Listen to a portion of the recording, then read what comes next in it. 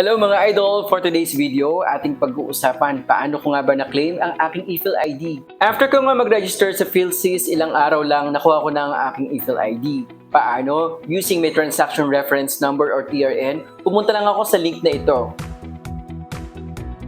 At chinek kung pwede ko nang i-claim ang aking ePhil ID.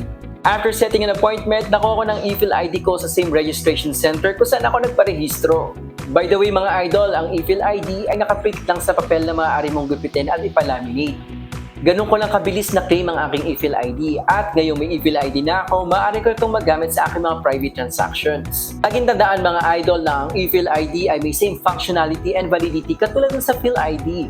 At nandito ang ePhil ID mga idol na maaari mong gamitin sa lahat ng mga transactions na nagre-require ng valid proof of identity. Ganyan ito ka-useful kaya hindi lang ito basta papel. And that's it mga idol. Para sa karagdagang kaalaman, i-visit lamang ang website sa link na ito.